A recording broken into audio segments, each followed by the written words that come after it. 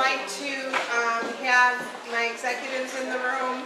Becky, Paula, Marna, Stacy, Mary, where is the rest? Here we go. Marie, Patty. Would you guys come on up? I so appreciate all you do every day in your businesses. And God bless me with a little book. And I absolutely love this. I read this every day in my devotional. And it says, You, God's brand new idea, made to be amazing. It's by Max Lucado, and it's an absolutely wonderful book. And I wanted to bless each one of you with these. Thank you. Thank you.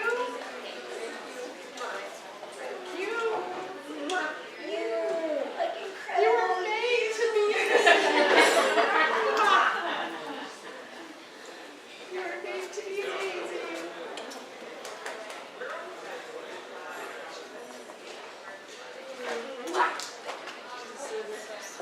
Thank you. So first and foremost, let's give these guys a big hand. You guys work so hard every day at what you do. You do it for a long time. You do it when you get down. You keep going. And I just want to say it's my privilege to work with each one of you. Thank you. Thank you. For all you do. Okay. Now, I want to talk about our numbers and our teams. If you did your homework and read your emails, I'd like to have your colored reports out. Colored reports. Okay, hopefully you did that. I want to talk about R&R. Reports and resources. As many of you know, my background is, you know what, Grace, can you shut that door right back there? That'll help with some of the noise. Thank you. Pardon me? Oh, Barb's going to go to the bathroom. She'll take care of it. Yeah, that's where she's going. Anyway, you know what? My background is in accounting. I love numbers. Numbers do not lie, okay? They tell you how it is, good, bad, or ugly. How many of you are feeling a little ugly right now? Anybody? Okay, okay. Well, you know what? There's a cure for that. What's the cure for it? Change. And new people. Recruit. Recruit. Recruit. Let's say it together. Recruit. Say it together. Recruit. One more time. Recruit. Thank you. The reason is everything happens when we do that. Okay? But there's a couple steps before that I think when you're really confident about what's going on in your businesses, what ends up happening is you naturally recruit. And what I mean by that, okay, some of you have got a lot of yellows. Now, Holly, you don't know what we're doing here, but I will learn. what I had everybody do is to take their year at a glance. Anyone who did like 1250 and under, it's marked in yellow. And then the under 1,000, excuse me, was marked in yellow. 1,000 to 2,000 was orange. 2,000 to 3,000 in any given month was pink. And then green was 3,000 and above. Okay. So it kind of gives a picture, doesn't it? You can see it from way back there, can't you? All right. And the other thing I did was I had you take and put their total number of recruits on this side, so you can see who's recruiting. Right? Did you do that? No. What? No, it's right here. It's right on the report. The total is in the last column. The year-to-date totals. Pardon me? Pardon me? You got it. Good. Okay. Your year-to-date totals are always there. I run year-to-date reports all the time because in a month, like I had one lady do $25,000 or $26,000 in 1 month. Okay. Oh my gosh.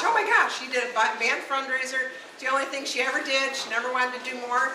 Called her back the next year to find out if I could do that band fundraiser for her.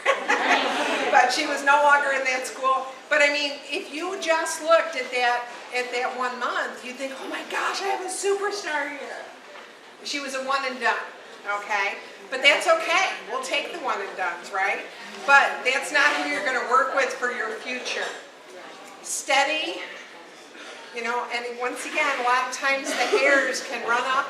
I can't tell you how many times I've said, oh my gosh, I have the next Nancy Jo Ryan. Anybody say that? But for you though, okay. Next Paula Brockner, the next Marna Ross, the next Becky Ishii, the next Mary Grant, the next Marie Friday, the next Patty, the next Stacy. How many times have we said that we get so excited and then people don't end up doing anything? Anybody have that happen? And then someone you just about try to talk out of signing up because this is absolutely going to be another failure in their life. You think, oh my gosh, I do not, you know, my Peggy Fickack, I'll never ever forget Peggy Fickack. She was, for those of you that don't know my Peggy story, it was at the beginning of my business. That's when we ran those little penny saver ads and, you know, help wanted. She asked me to come over. She answered my ad. She asked me to come over. I walked into a trailer that was bare bones nothing. She was in hiding from an abusive husband, an hour and a half from family or friends. She had no car, 3 children under the age of 4, no job. And she wanted to do Pampered Chef, and I'm thinking, how in the world is she going to do Pampered Chef? She has no car, first off. She has no one to help her with her kids. She has, you know, and I was finding all these reasons why she couldn't do it, and I seriously didn't want to be another failure in this girl's life, right? And I've never ever paid for someone's kit in 30 years. I really think that's bad business because I think there has to be some commitment. Everyone can have a garage sale. Everyone has $150 worth of junk at their house, okay? So I really think that that needs to be a commitment. But in this case, I would have paid for her kit if that was the only thing. Because I really wanted to help this gal, okay? But she didn't have a car, she didn't have a sitter, etc. She said to me, if I can work out all the details, can I do this? And I said, well, sure. She called me back a week later. She sold her couch and her end tables for the $100 kit fee. She paid a woman to take her back and forth to her shows, and she traded babysitting 2 nights a week for 40 hours a week with someone else in the trailer court. Where there's a will, she found a way. Peggy was a director in 6 months' time, which at that time you had to be with the company in 6 months. Fast forward 2 or 3 years later, don't remember the exact timing, but it was a while, always kept her directorship. She met, one of her hosts had this vice president of a bank brother. They met, they married. It was just a sweet story. Isn't that aww? Isn't that great? Hoping to meet somebody's vice president brother. no, only kidding. Well, not really, but anyway. But what I'm saying is, so many times we judge people, and we don't know exactly where they're going to go. We never do. But the numbers tell a story. Okay? Now, what you can do is you can have a conversation with someone who is completely, you know, all different colors and say, how does it feel to get that $5,000, that check from that $5,000 month? Is that something you'd like to do consistently?